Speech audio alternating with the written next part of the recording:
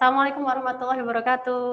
Waalaikumsalam warahmatullahi wabarakatuh. Gimana kabarnya yang Bapak Ibu semua yang ada di rumah? Alhamdulillah kita sekarang bertemu lagi dalam acara podcast virtual geriatri Rumah Sakit UII. Ini yang sudah ke sesi kelima. Dan hari ini alhamdulillah kita kedatangan narasumber yang expert di bidangnya nih. Kita akan mengangkat tema yang berbeda dari tema-tema sebelumnya. Yaitu tema hari ini adalah tentang THT. Nah, ini ada di depan saya ada Dr.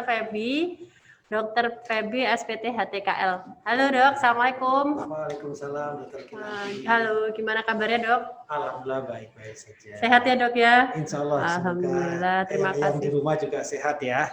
Amin. Hari ini saya senang sekali kedatangan Dr. Feby karena Dr. Feby ini nanti akan berbagi ya sama kita semua tentang serba-serbi pendengaran pada lansia. Jadi yang Bapak Ibu semua yang ada di rumah mungkin saat ini mengalami kok ada gangguan ya di telingaku, mungkin gangguan mendengar atau mungkin kemeresek atau apa, dan nanti mungkin bisa dipaparkan lebih lanjut dengan Dr. Feby seperti itu. Oh ya Dok, sebelumnya saya boleh bacain CV dulu ya Dok ya? Ya boleh Dr. Oke, sip. Semakin kenal ya. Oh iya. Sekalian ya. Oke, Dr. Feby Novriendri SPT HTKL. Beliau menyelesaikan pendidikan kedokteran S1 di Fakultas Kedokteran Universitas Muhammadiyah Yogyakarta dan kemudian melanjutkan pendidikan spesialis THT-nya di Fakultas Kedokteran Universitas Gadjah Mada. Dan saat ini beliau aktif praktek di Rumah Sakit UII dan Rumah Sakit CIH dan juga sebagai staf pengajar di Fakultas Kedokteran UII. Baik. Dokter Feby, ini gimana, kita mau mulai aja atau ada perkenalan atau lebih lanjut gimana Dok? Ya boleh Dokter Kiki, jadi kita nanti ada sedikit materi ya, Yangkung sama Yangti semua yang di rumah, biar nanti kita bisa lebih memahami bagaimana kondisi organ telinga kita dan tentunya fungsinya terkait pendengaran. Begitu. Oke, ya Dokter Feby sudah siap. Oh ya, kemarin itu ada ini ya Dok ya? Kita diminta untuk pakai cotton bud atau gimana Dok? Nanti kita akan praktek atau gimana Dok? Iya, hanya saja mungkin nanti kalau misalnya di rumah Yangkung sama Yangtinya sudah siap untuk menyediakan alat seperti ya minimal cotton bud begitu, dan disertakan dengan baby oil atau misalnya cairan yang lain pun juga tidak apa-apa. Itu hanya sekedar untuk nanti berlatih saja. Oke, sip. Jadi yang semuanya yang ada di rumah, Bapak-bapak, Ibu-ibu, nanti kita akan dikasih tata caranya nih sama Dr. Feby gimana mungkin cara membersihkan atau merawat telinga kita gitu pada saat di usia lanjut. Dan jangan lupa buat Bapak Ibu, Yangkung, yang putih semuanya yang ada di rumah, di akhir acara ini kita akan ada door prize seperti biasanya, akan ada hadiah buat Yangkung dan Eyang Uti yang nanti aktif atau bisa menjawab pertanyaan dari Dr. Feby di akhir acara ini dari Telkomsel. Dan itu Dok, kita mulai aja ya Dok ya. Boleh, Dr. Kiki. Ayo silakan. Monggo Dr. Feby, waktu dan tempat kami persilahkan. Iya. Baik, terima kasih sekali Dr. Kinanti, spesialis neurologi yang sudah membuka acara kita ini, dan tentunya saya sangat berbahagia bisa bertemu secara virtual ya dengan Yangkung, Yangti yang saat ini ada di rumah. Semoga sehat selalu, berbahagia tentunya bersama dengan keluarga besarnya, anak, cucu, dan semoga semuanya terlindung dari wabah COVID-19 ya yang saat ini menjadi musuh kita bersama tentunya. Baik, enaknya memang manggilnya Yangkung Yangti saja ya, Dr. Kiki ya. Boleh, Yangkung Yangti Bapak Ibu. Sudah Oma Opa juga boleh. Usia ya, itu. Baik. Jadi pada kesempatan kali ini kita akan sedikit berbincang-bincang tentang bagaimana pendengaran di usia lanjut. Ya, karena memang pendengaran ini sangat-sangat vital ya, Bapak Ibu, Yangkung Yangti sekalian, karena memang dia menjadi sarana komunikasi kita sehari-hari. Dan mungkin ya, Yangkung Yangti di rumah ada yang sudah merasakan, duh kok pendengaranku semakin lama semakin gak nyaman begitu ya. Semakin merasa sulit untuk bisa mendengarkan, ataupun misalnya sulit memahami lawan bicara ya, atau kadang-kala sering diprotes nih sama cucunya. Ya, Yangkung kok TV-nya keras Keras sekali banget. gitu ya. Atau misalnya dengerin wayangan di malam hari kok keras sekali gitu ya. Ya sehingga mungkin ada anggota keluarga yang mau istirahat jadi agak-agak terganggu begitu. Nah, tapi insya Allah nanti kita akan coba melihat ya dan berusaha apa yang bisa kita lakukan untuk mencegah nantinya gangguan-gangguan pendengaran yang lebih lanjut. Oke, ini kita lanjut dulu slide-nya ya. Tadi sudah dikenalkan oleh Dr. Kinanti. Nah, ini sekilas yang Yanti sekalian kita bisa melihat organ telinga kita ya. Jadi kalau kita dari luar itu tentunya ketemu daun telinga ya gitu. Daun telinga ini bagian struktur organ telinga yang paling nampak ya, dan dia satu sisi sebagai estetika yang menambah ya bagaimana paras rupa wajah kita ya. Dan karena dia yang paling luar ya tentunya dia menjadi bagian yang paling mudah ya terkena kotoran ya, mungkin karena debu dan sebagainya, dan juga karena dia paling luar otomatis kita cukup mudah untuk membersihkannya. Sebagaimana kalau sudah menunaikan ibadah sholat kan mesti berwudu ya, dan membersihkan telinga itu bagian dari bagian anggota wudu yang memang harus kita basuh atau kita bersihkan, kita usap begitu. Nah, kemudian kalau kita masuk ke dalam itu ketemu liang telinga. Liang telinga kita itu tidak lurus-lurus betul ya Kong Yanti. Jadi kalau membersihkan telinga nantinya tentunya hati-hati jangan sampai terlalu jauh ke dalam, karena umumnya akan mentok itu di bagian yang menyempit di bagian tengah-tengah daun telinga ya itu. Maaf, tengah-tengah dari liang telinga.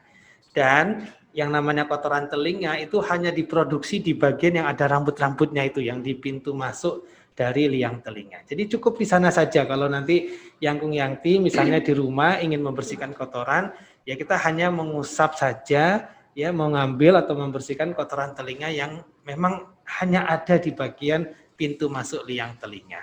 Sedangkan di dalam itu tidak ada, tidak diproduksi yang namanya kotoran telinga. Terus nanti mentok itu ada gendang telinga, ya itu. Yang gendang telinga nanti diteruskan ada tulang-tulang di baliknya sampai nanti ke ada yang seperti rumah siput itu. Nah, itu nanti bagian dari telinga dalam yang ketika sudah mendapatkan energi getar gelombang bunyi itu nanti akan dirubah menjadi energi listrik yang masuk ke saraf pendengaran. Nah, kalau lihat dari organ ini tentunya dari semua ya dari luar sampai nanti masuk ke dalam di bagian telinga bagian dalam, kalau dia mengalami gangguan otomatis dapat mengakibatkan gangguan pendengaran. Ya memang kalau sudah usia lanjut ya Dokter Kiki ya, itu otomatis biasanya secara umum semua sel tubuh kita itu mengalami degenerasi ya, atau istilah Kemunduran. gampangnya penuaan atau kemunduran begitu. Nah, termasuk juga ya organ dari gendang telinga kita ya secara umum karena faktor usia dia akan menebal, kemudian juga tulang-tulang pendengaran yang sebelumnya dia bebas bergerak tapi karena faktor dari penuaan dari erosi tulang dia juga bisa mengalami gangguan, sampai nanti ke saraf-saraf pendengaran pun juga otomatis ya secara alamiahnya, secara sunatullahnya juga mengalami kemunduran atau penuaan tadi. Nah, kita lihat lebih lanjut. Nah, apa sih yang dimaksud dengan gangguan pendengaran atau mungkin ketulian? Atau ini mohon maaf kalau bahasa Jawanya budek gitu nggih, Yanti. Nah, itu. Kalau bahasa anu sedorungan. Nah, sedorungan kalau bahasa lebih kelompoknya ya, Dokter Kiki nggih. Nah, memang itu akibat gangguan di salah satu atau lebih dari fungsi organ telinga kita, baik yang tadi fungsinya sebagai hantaran saja ya, yang menghantarkan gelombang bunyi itu dari depan dari luar yang ditangkap oleh daun telinga sampai nanti di telinga bagian dalam yang nanti ada fungsi sensornya, ada fungsi persarafannya. Ya ini kalau secara ilmunya nanti ada CHL itu tuli akibat gangguan hantaran, kalau SNHL itu tuli akibat gangguan pada sistem sensor dan sarafnya, kalau yang MHL itu kalau dia mix campuran. Nah nanti kita lihat kira-kira apa aja sih nanti yang menjadi penyebab dan bagaimana kalau kita memeriksa atau mengetahui adanya gangguan pendengaran. Nah, ada beberapa nanti cara sederhana yang Kong Yanti di rumah dibantu oleh saudara atau keluarga ya melihat kira-kira pendengaranku sudah mulai ada gangguan atau tidak. Nah, misalnya secara sederhana bisa dilakukan tes berbisik begitu ya. Nah, otomatis kalau pendengaran masih sehat itu dengan diajak bisik-bisik itu masih bisa mendengar dengan baik ya. Tapi kalau misalnya dengan diajak berbisik kok kelihatannya sulit menangkap, apalagi kalau lawan bicara udah jelas-jelas mungkin suaranya agak sedikit meninggi begitu, tapi masih sulit menangkap. Nah, ini otomatis tentunya ada gangguan pendengaran. Atau kalau nanti di klinik atau di rumah sakit, kami biasanya juga bisa ngecek dengan alat garpu tala ya, juga mungkin dengan audiometri nada murni untuk melihat betul-betul ambang dengar Yangkung-Yangti itu di berapa desibel intensitasnya. Dan juga biasanya kalau lansia itu kadang-kadang kan memori juga sudah mulai ada kemunduran, ada terkikik ya. Jadi kita juga melakukan pemeriksaan audiometri tutur untuk melihat ketika disampaikan satu kata nanti Yangkung-Yangti mendengarnya dan memahaminya apa. Nah, itu terkait dengan hubungannya juga saraf di pusat ya. Itu kita juga bisa banyak sharing dengan Dr. Kiki tentunya. Nah, tujuannya ini antara lain memang menilai ambang dengar serta jenis dan derajat ketulian. Oke, nah ini cuma contoh-contoh aja. Yangkung-Yangti mungkin tidak terlalu harus memahami grafik-grafik ini, nanti kita yang menjelaskan. Oke. Terus derajat ketulian pun juga begitu, ada yang masih normal, alhamdulillah ya, karena kalau kita bicara murni hanya karena faktor degeneratif, itu mestinya Yangkung-Yangti sampai di usia 70 tahun itu masih bisa diajak komunikasi dengan baik. Kalaupun ada penurunan biasanya masih ringan ya. Nah, semakin nanti tentunya usia semakin lanjut akan sangat mungkin berisiko penurunan atau ambang dengarnya semakin turun. Tapi penurunan ambang dengar ini bisa lebih semakin berat dikarenakan beberapa hal ya. Nanti kita akan lihat apa saja yang bisa mengakibatkan gangguan pendengaran terjadi lebih dini atau terjadi oleh akibat-akibat tertentu. Nah, ini kita lihat ya. Bisa karena Yangkung-Yangti, wah ini kurang ya memperhatikan dari kebersihan yang telinganya. Misal ya, bisa dikarenakan tidak pernah dibersihkan atau mungkin tidak pernah dikontrolkan apakah kotoran telinganya sudah menumpuk atau belum begitu ya. Atau sebaliknya, Yangkung-Yangti terlalu sering melakukan aktivitas mengorek telinga, apalagi ngorek-ngorek pakai cotton budnya sendirian. Karena kalau kita ngorek-ngorek sendirian kan tidak pernah melihat secara langsung liang telinganya, sehingga cenderung kotoran itu bukannya diambil tapi malah mendorong lebih ke dalam dan akhirnya menumpuk. Nah, adanya kotoran itu akan mengakibatkan ya sumbatan untuk gelombang bunyi masuk, sehingga otomatis ya adanya penurunan pendengaran. Kemudian juga karena murni faktor degeneratif ya, kalau istilah kedokterannya presbiosis Yangkung-Yangti. Kemudian juga ini yang tidak kalah pentingnya karena akibat bising. Nah, akibat bising ini macam-macam. Bisa karena dulunya pekerjaannya Yangkung-Yangti waktu masih masa muda, misalnya bekerja sebagai tukang besi, tukang las yang memang terpapar suara yang sangat keras berulang kali, atau misalnya di pabrik dengan mesin yang sangat keras, atau kebetulan rumah tempat tinggalnya berada di sekitar yang bisingnya tinggi, misalnya jalan raya, di pinggir rel kereta api begitu ya, atau mungkin pekerja di apron pesawat begitu yang seringkali terpapar bising tapi tidak menggunakan alat pelindung diri. Nah, ini kedepannya memang akan sangat mungkin terjadi penurunan pendengaran bahkan sebelum di usia lanjut ya, di usia 50-an itu sudah merasakan adanya gangguan komunikasi. Atau misalnya adanya sklerosis. Nah, kalau sklerosis mungkin sering dengar ya, jadi ada keroposan atau pengapuran begitu, tidak hanya terjadi pada tulang, tapi juga bisa pada gendang telinga atau tulang-tulang pendengaran. Nah, ini otomatis bisa mengakibatkan gangguan pendengaran. Penyakit-penyakit menahun, nah ini banyak sekali ya, mungkin Yangkung-Yangti ada sebagian yang kebetulan juga mengidap beberapa kondisi seperti ini, seperti diabetes mellitus atau kencing manis, kemudian tekanan darah tinggi, hipertensi, atau juga beberapa ada yang memiliki kolesterol yang tinggi ya.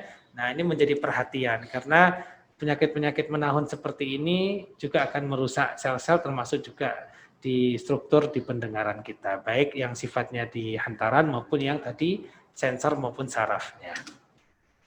Nah, ini contoh-contoh saja yang Kung Yangti. Nah, ini ada gambar serumen yang penuh, kotoran yang penuh.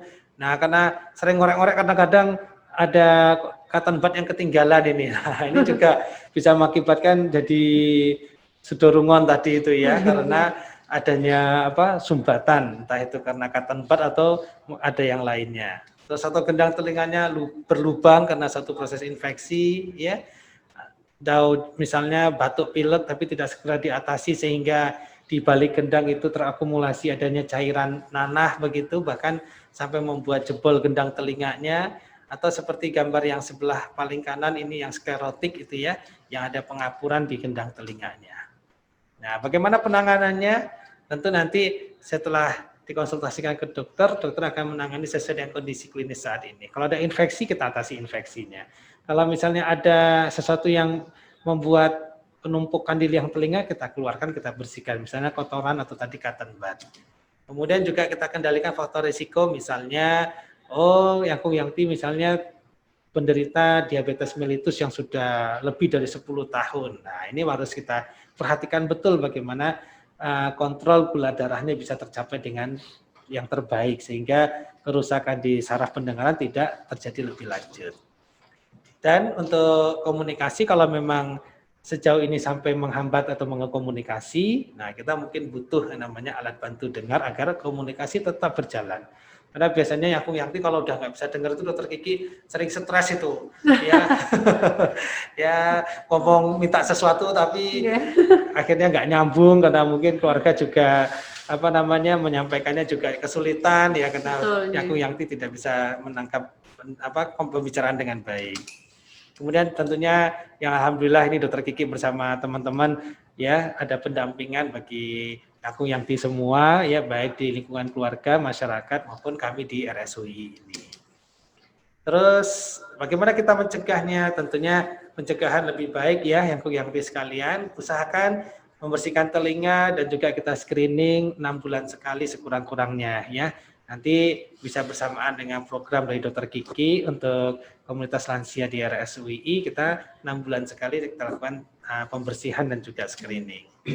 Dan tentunya menghindari paparan bising ya Yangti itu, terus juga mencegah infeksi di telinga. Jadi kalau hati-hati, seringkali infeksi saluran pernafasan atas seperti batuk, pilek, sakit tenggorok ini jadi sumber masalah kalau kita tidak perhatian. Jadi kalau udah kira-kira batuk pilek kok lebih 3 hari nggak sembuh-sembuh, itu mending segera periksakan diri agar tidak meluas atau menyebar kemana-mana infeksinya, bahkan sampai telinga.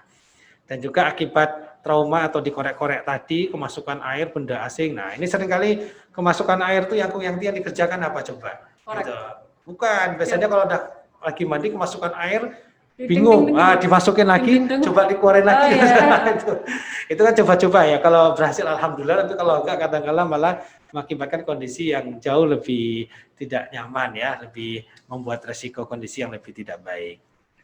Nah, kemudian kalau yang sudah menderita hipertensi, DM ya, hiperkolesterolemia ya, atau mungkin memang ada gangguan dari kimia darah seperti dislipidemi. Nah, ini sebaiknya dari sedini mungkin dari awal itu dikonsultasikan ke dokter-dokter sejawat terkait ya, misalnya di penyakit dalam, di dokter saraf ya, untuk mengendalikan itu juga agar efek kepada pendengaran tidak menjadi berat. Nah, observasi ketat apalagi bagi yang menggunakan obat-obatan yang punya sifat ototoksik. Ototoksik itu yang Yangti merusak saraf pendengaran ya. Banyak ya, misalnya seperti beberapa antibiotik yang memang dia digunakan untuk beberapa kasus tertentu seperti penderita TBC yang kambuhan misalnya ya itu. Atau juga ini kemarin termasuk yang bagi penderita terpapar wabah ini, nah itu ada beberapa obat yang jadi perhatian juga untuk resiko terhadap adanya gangguan pendengaran ya, walaupun beberapa laporannya memang bersifat sementara, tapi kita masih memantau.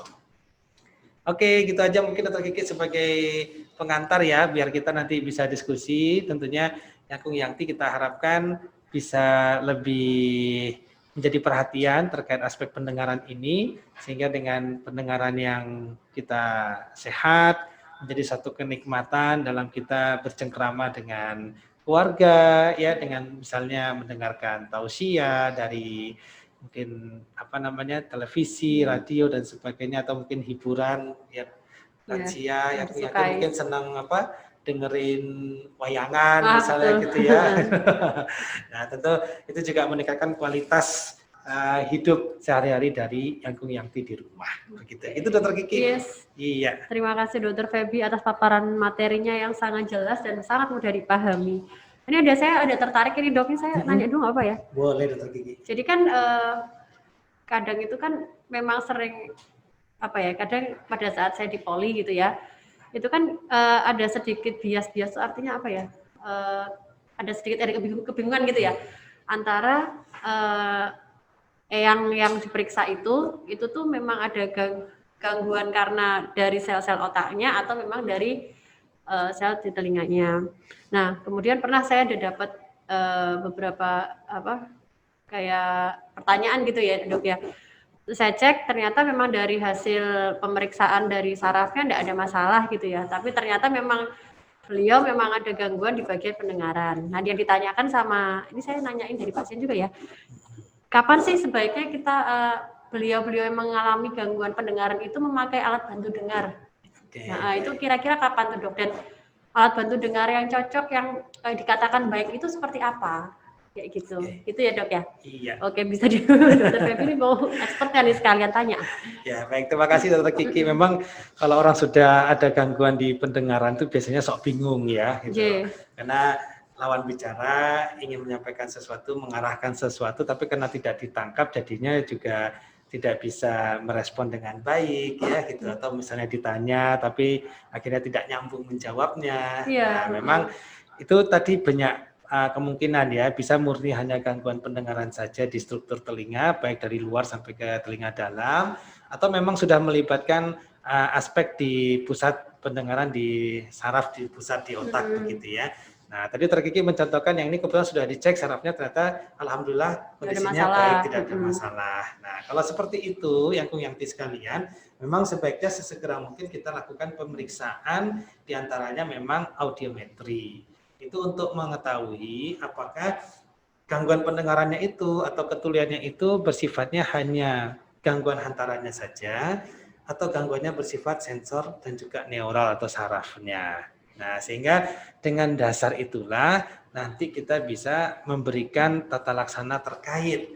Kalau misalnya gangguannya hanya karena hantaran gara-gara gendang, kalau misalnya karena serumen gitu ya, ya sudah kita bersihkan serumennya, kotorannya kita bersihkan, insya Allah pendengarannya relatif lebih baik dari sebelumnya. Gitu. Atau misalnya karena ternyata dulu pernah infeksi, pernah keluar cairan dari telinga, atau orang Jawa bilang apa itu congean itu. Nah, gendang telinga yang bolong atau yang berlubang itu otomatis juga mengakibatkan gangguan pendengaran. Kalau penyebabnya itu ya sudah nanti kita tambal ya dengan memastikan infeksinya sudah teratasi terlebih dahulu ya. Kalau misalnya gangguannya akibat saraf yang dikarenakan paparan bising yang sudah menahun begitu, ya memang cenderung kalau gangguan di saraf biasanya proses regenerasinya tidak secepat dari sel-sel yang lain ya Dokter Kiki ya. Nah, kita bisa menghambat kerusakan lebih lanjut sekaligus nanti bisa rehabilitasi untuk target komunikasinya biar lebih lancar. Nah, tadi memang untuk komunikasi bagi Yangkung Yangti yang sebelumnya itu tidak ada masalah pada komunikasi tapi kemudian mengalami penurunan pendengaran. Kalau memang betul-betul sudah mengganggu komunikasi ya, maka memang bisa diberikan alat bantu dengar. Cuma memang alat bantu dengar ini tidak akan dipakai 24 jam full sehari-hari, tidak. Hanya di waktu-waktu tertentu yang ketika kita butuh komunikasi. Misalnya Yangkung Yangti mau pergi ke majelis pengajian, atau mungkin misalnya ada arisan, atau misalnya ada pertemuan lansia di RSUI, atau misalnya pengen lagi dengerin podcastnya Dokter Kiki. Nah, itu dipakai. Tapi kalau lagi santai-santai, lagi istirahat, ya tidak perlu digunakan.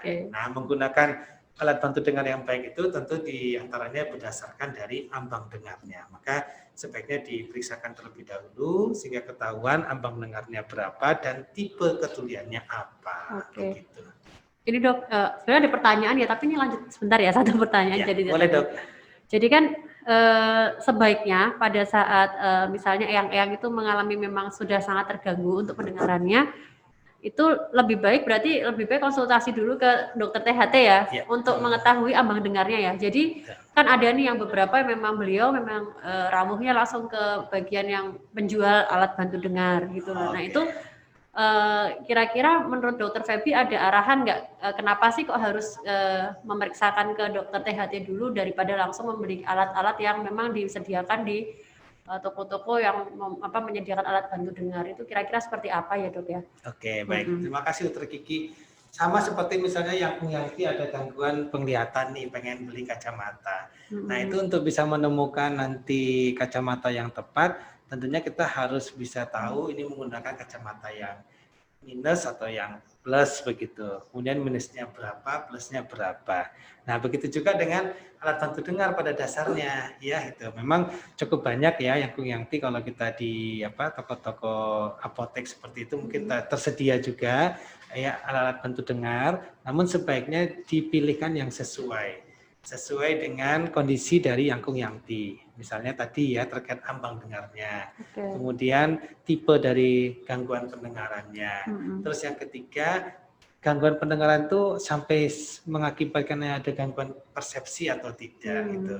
Nah, karena ya kita juga bersyukur yang namanya pengembangan dan inovasi teknologi itu ya alhamdulillah bisa terus berkembang itu dan bisa menyesuaikan dengan kebutuhan kita. Maka kalau itu bisa ditentukan dengan lebih baik, tipenya apa, derajatnya ambang dengarnya berapa, kemudian ada tidaknya gangguan persepsi, maka bisa dipilihkan alat bantu dengar yang tentunya lebih sesuai daripada hanya coba-coba. Nah, gitu ya.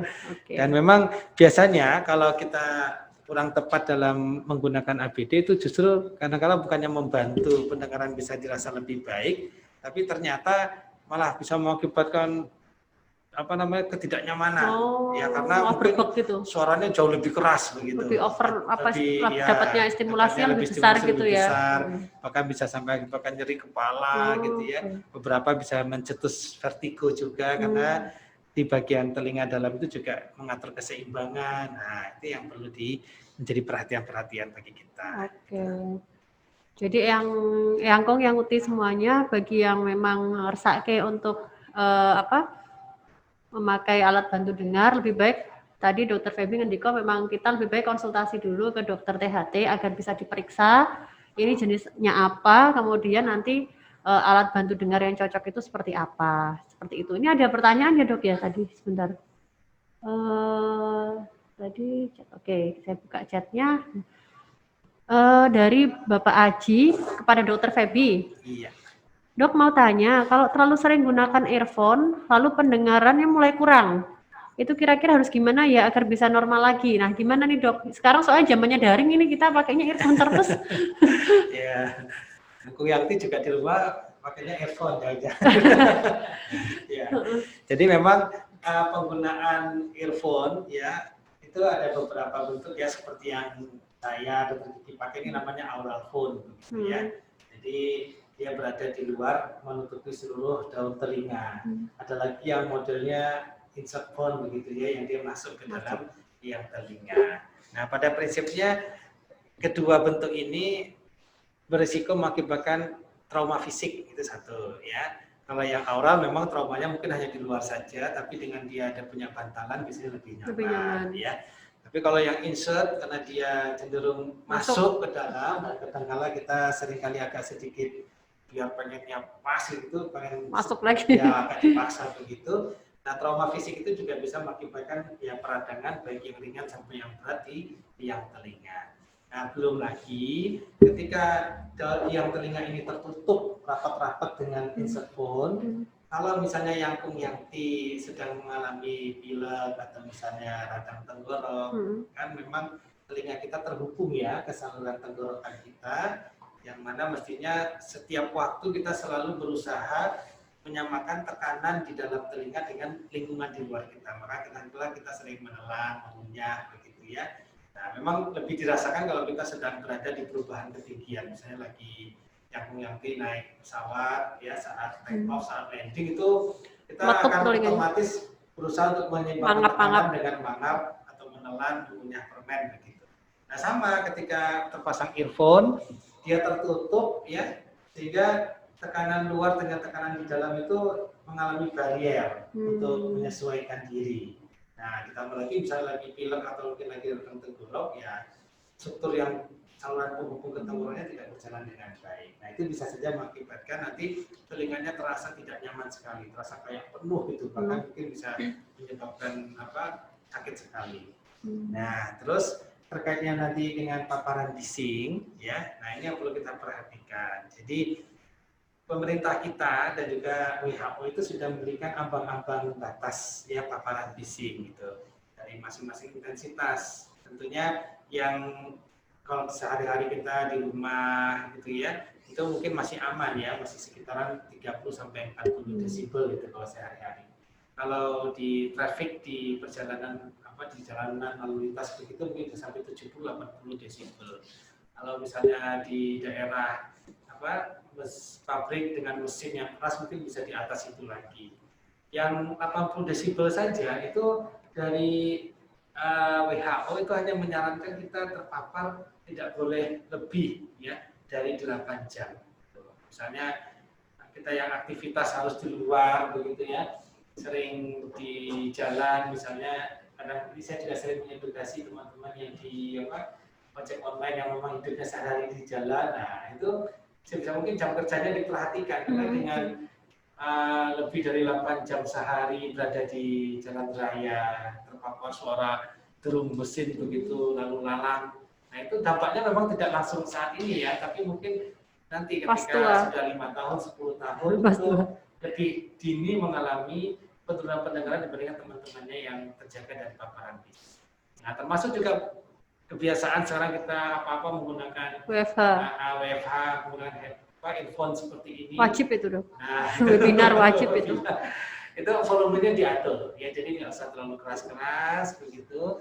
Termasuk juga mungkin tidak hanya untuk Yakung Yakti, tapi juga bisa mengingatkan cucu-cucunya. Nah, karena anak-anak muda sekarang itu kadang ya untuk privasinya kadang mendengarkan musik itu pakai earphone tapi suaranya keras. Wah, ini Yakung Yakti juga bisa memberikan saran nasihat kepada wijangan kepada anak-anak muda cucu yang ada di rumah begitu ya. Hati-hati dengan paparan bising karena mengakibatkan nanti penurunan pendengaran yang lebih dini begitu. Berarti kalau yang tadi untuk pertanyaannya Bapak Aji tadi, kalau sudah pakai earphone gitu, pada penurunan pendengaran kira-kira seperti apa dok tipsnya? Biar nanti bisa balik normal lagi. Mungkin paparan WFH kali ya, bisa aja. Ya, karena banyak faktor tadi penurunan pendengaran, misalnya karena penggunaan earphone akhirnya jadi meradang, bengkak gitu, ya mungkin hanya kan sifatnya sementara ya. Setelah nanti kita atasi liang telinganya yang bengkak, yang meradang, insya Allah bisa kembali gitu ya. Atau misalnya kayak tadi gangguannya sampai mengakibatkan tekanan di dalam gendang telinganya terganggu, ya nanti kita obati insya Allah sementara saja, nanti kembali lagi gitu. Nah, memang sebaiknya kalau itu kok masih menetap segera diperiksakan agar kerusakan yang lebih lanjut bisa kita cegah. Gitu. Berarti lebih baik ke dokter aja ya, maksudnya ke dokter THT aja biar nanti untuk Bapak Aji mungkin ini tips dari Dokter Feby tadi kan ada beberapa hal kan yang bisa bikin gangguan pada telinga dikarenakan earphone. Jadi kalau memang sudah sangat mengganggu sekali, lebih baik sarannya memang lebih baik rawat aja ke dokter THT nanti biar diperiksa lebih lanjut itu sebabnya apa sehingga nanti bisa tahu terapi selanjutnya agar bisa balik normal lagi, insya Allah seperti itu. Iya. Terus dok untuk ini ini saya kan juga termasuk pengguna webinar nih. Ya. Sebenarnya kalau ini kan kalau misalnya untuk desibel gitu kan agak susah ya kita ya, maksudnya untuk orang awam itu kan agak susah ya. Nah kalau misalnya normalnya ini volume pakai volume gadget aja gitu, itu di kisaran berapa persen dok? Misalnya kan ada yang 50%, 40%, yang bagus itu untuk pendengaran itu kita besarin volumenya sampai berapa persen sih dok untuk yang biar bisa proporsional mendekati desibel 30-40 itu. Oke, baik. Terima kasih Dr. Kiki. Jadi saran yang terbaik yang pertama adalah menggunakan volume ruangan. Jadi kita hindari stimulus bunyi itu langsung menuju ke telinga. Jadi kalau misalnya bisa pakai speaker ruangan, hanya saja kadang-kadang mungkin kurang nyaman juga ya. Kondisi rumah dan sebagainya, ramai dan sebagainya, biasanya akhirnya demi kenyamanan bersama, kita kadang-kala menggunakan ya headphone seperti ini. Nah, terkait berapa persen volumenya itu memang ini juga banyak faktornya. Faktor dari perangkat yang kita gunakan, kadang bisa beda-beda itu kualitas dari audionya, ada speakernya yang bagus, ada headphone yang bagus, ada yang mungkin biasa-biasa saja. Nah, kalau kita mau mengecek intensitas, itu saat ini kalau misalnya ini yang sederhana ya, kalau kalau misalnya yang standar mungkin kita bisa menggunakan pengecekan di beberapa aplikasi itu sudah HP ya? ada aplikasi Ada ya? HP Oh, gitu ya. okay. Untuk sound level meter. Nah, itu. Sound jadi level meter ya namanya. Ya, walaupun mungkin kalau yang aplikasi yang bebas itu mungkin secara istilahnya kalibrasinya mungkin kita belum bisa menjamin.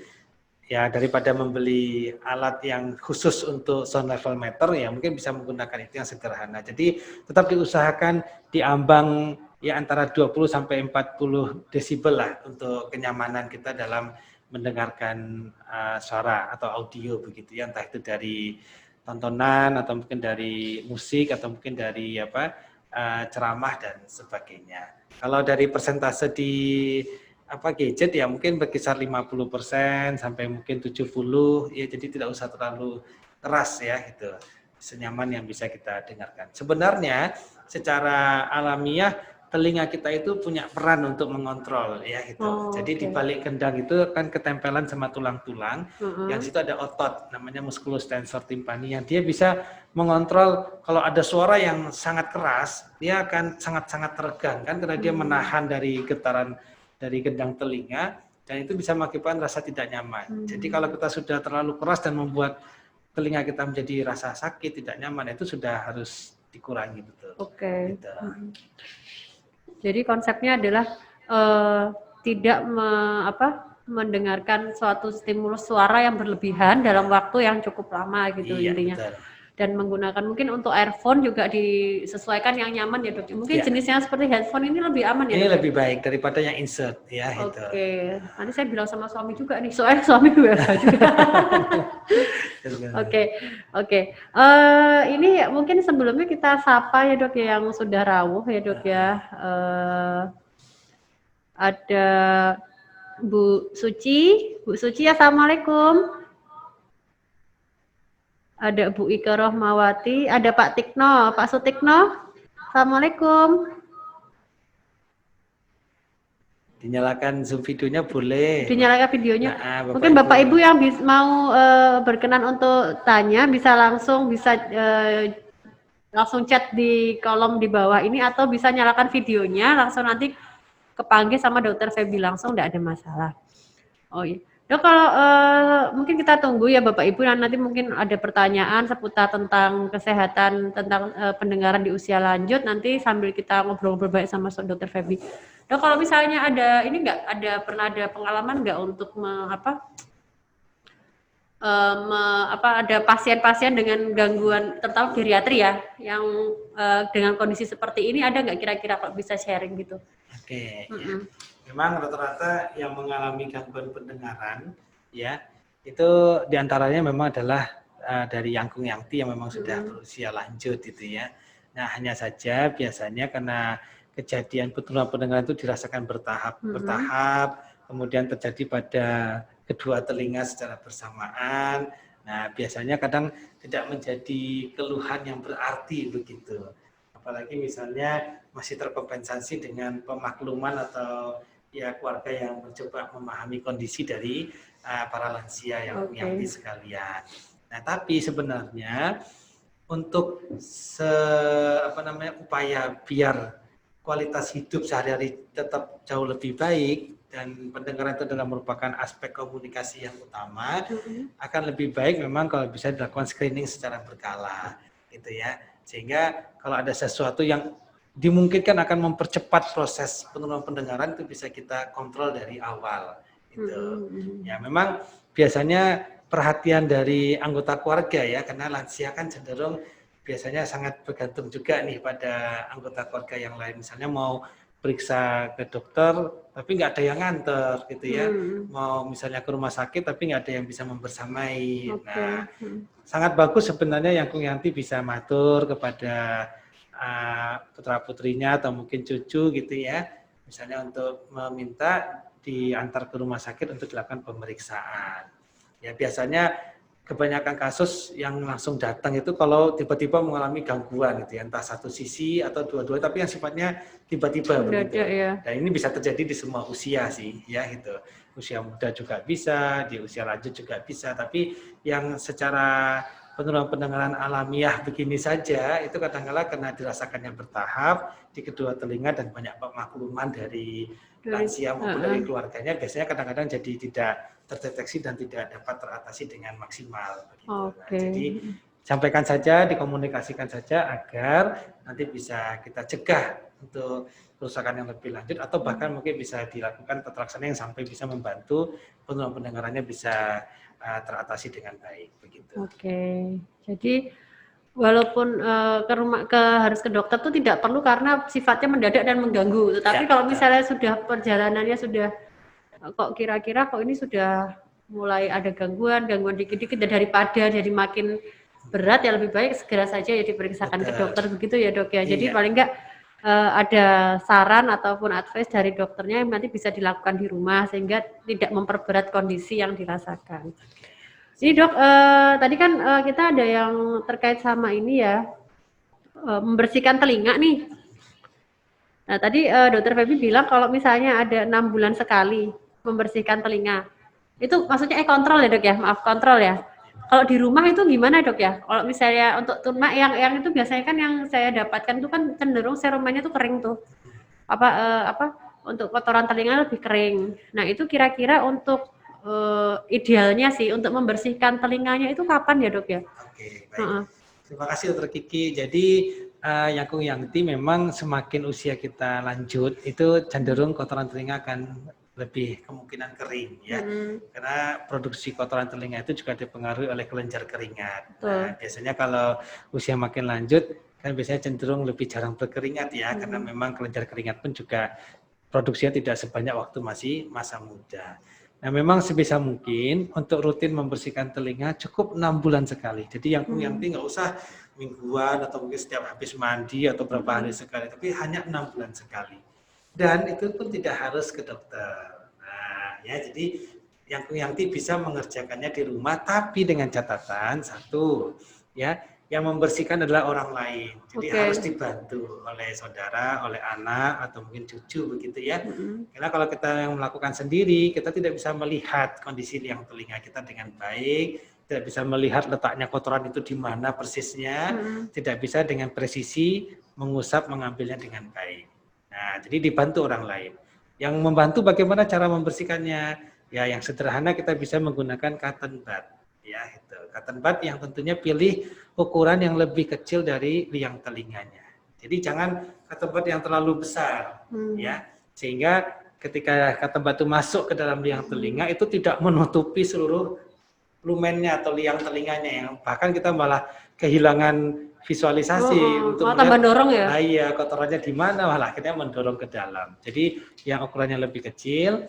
Dan untuk meminimalisir trauma atau misalnya gesekan sehingga mengakibatkan lecet, nanti cotton budnya bisa diberikan baby oil kah, atau misalnya bisa diberikan larutan yang lain misalnya biar licin ya biar lebih basah atau lebih licin begitu ya, misalnya cairan aqua atau mungkin cairan infus larutan garam pun juga tidak apa-apa. Nah setelah itu cari di mana letak kotorannya, cukup diusap dengan lembut saja. Diusap dengan lembut saja sampai dia terangkat. Mungkin jangan memaksa sekali usap langsung keangkat semua, tapi bertahap pun juga tidak apa-apa untuk meminimalisir resiko terjadinya lecet. Karena semakin lanjut usia, kulit pun juga semakin biasanya rapuh gitu ya. Jadi sekali gesek biasanya kadang luka, lecet begitu. Nah, sedangkan untuk screening pendengaran, memang kalau misalnya tidak bisa dilakukan pembersihan di rumah setiap 6 bulan sekali secara dibantu keluarga, ya sudah di rumah sakit sekaligus kita screening pendengaran. Nah, kalau screening ini yang sederhana tadi kan berbisik ya. Nah, itu bisa saudara keluarga itu yang memantau loh, kok aku sama yang ini semakin lama kok semakin sulit diajak komunikasi gitu ya. Nah itu ya sudah, kalau sudah mulai ada tanda-tanda itu jangan ditunda-tunda, segera kontrolkan, kita cek memastikan gangguannya di mana begitu. Oke. Begitu Bapak Ibu semuanya cukup jelas ya tadi dari Dokter Feby bahwa jangan sering mengorek-ngorek telinga karena akan ada potensi resiko cedera dan infeksi ya Dok ya. Terus kemudian kalau pemakaian cotton bud juga kita harus benar-benar lihat nih kotorannya di mana, jangan sampai karena pemakaian cotton bud yang terlalu besar, terlalu sering malah jadi mendorong kotorannya jadi ke belakang. Begitu ya Dok ya. Oke, ini sudah kurang lebih waktunya juga udah hampir selesai. Ini saya cuma mau cek aja mungkin di akhir kata ini ada Dokter Feby akan memberikan pertanyaan. Nanti pertanyaan mungkin nanti Bapak Ibu yang bisa menjawab, monggo silahkan nanti silahkan untuk menyalakan videonya dan monggo langsung dijawab. Nanti Dokter Feby akan monggo memberikan pertanyaan dan nanti insya Allah nanti kita berikan hadiah di belakang ya Dok berupa voucher dari Telkomsel gitu ya. Oke Dok, Dokter Feby monggo ada mungkin memberikan pertanyaan kepada Bapak Ibu. Ada berapa hadiah nih Dokter Kiki? Satu. Oh, satu. Oke, kalau satu berarti terkait materi tadi aja ya, yes, yang punya ya. Nah, pertanyaannya adalah kapan waktu ideal untuk membersihkan telinga? Kapan waktu ideal untuk membersihkan telinga? Oke. Mungkin Bapak Ibu yang tadi Dokter Feby bertanya kapan sih waktu ideal kita untuk membersihkan telinga? Mungkin saya bisa tanyakan dulu. Bu, periode berapa waktu sekali? Oke, berapa periode waktu sekali untuk membersihkan telinga yang aman? Mungkin saya mau tanya kepada Bu Suci Kasmiatun dulu dari PKU Serandaan. Ibu, selamat pagi. Ada jawaban enggak? Bu Suci Kasmiatun? Oke, mungkin Pak Sutikno ada tadi ada pertanyaan Dokter Feby, bisa dijawab Pak Sutikno? Halo, Assalamualaikum. Bu Ika Rohmawati? Halo, Bu Ika Rohmawati. Oke, mungkin saya kasih satu kali lagi pertanyaan yang lain Dok, mungkin Dok. Mungkin kalau mau jawab tapi bingung nyalain ini mic-nya. Gak apa-apa, mungkin satu pertanyaan lagi. Itu Bu Suci itu masuk tuh. Oke, Bu Suci. Assalamualaikum. Selamat pagi, Bu Suci.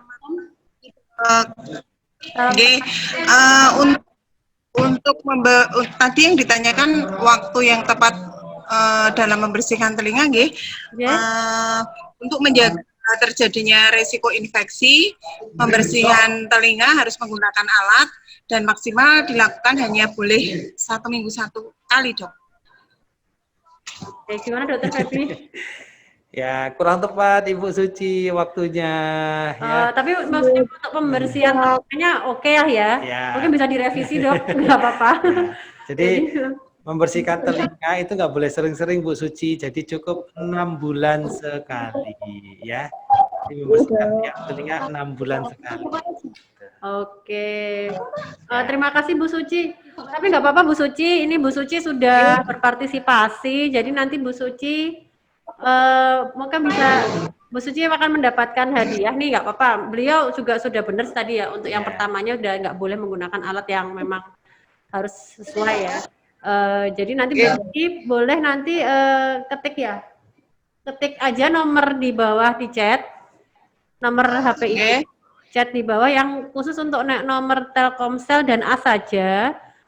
Tapi nggak bisa halo ya Bu, itu nanti Bu chat di bawah, silahkan sekarang di chat di bawah, nanti kita akan kirimkan untuk paket data dari Telkomsel ya Bu, nanti akan dihubungi sama PR kita dari PRSUI. Oke, ya terima kasih. Oke, gitu ya Bu Suci ya. Oke, Dokter Feby ini alhamdulillah sudah. Bu Suci ditunggu ya nomornya ya di situ ya. Oke, Dokter Feby, terima kasih banget. Ini materinya sangat-sangat bermanfaat buat kita semua. Ini ada mungkin sebelum closing Dok, ada ini nggak? apa ya namanya kesimpulan nih yang bisa Dokter Feby ambil dari ini, kira-kira apa yang bisa tips pada Bapak Ibu atau yang semua dengan gangguan pendengaran? Terima kasih Dokter Kiki dan Yangkung, Yangti, semua yang ada di rumah, semoga tetap sehat ya. Bagaimanapun pendengaran kita memang menjadi salah satu modal dalam komunikasi, modal dalam belajar, modal untuk kemudian menangkap informasi. Maka dengan menjaga pendengaran, ya insya Allah itu ya bisa meningkatkan kualitas kehidupan sehari-hari kita. Ya, jangan lupa pendengaran juga tetap menjadi perhatian karena kadang-kala memang jarang menjadi perhatian khusus ya gitu. Nah nanti Yangti bisa secara berkala untuk memantau bagaimana pendengarannya. Kalau ada sesuatu apapun, nah segera nanti dikonsulkan kepada dokter, kepada kami di Rumah Sakit UI. Begitu Dokter Kiki. Oke, sip. Matur nuwun Dokter Feby atas rawuhnya dan penyegaran materi hari ini. Mungkin kita tutup aja Dok ya.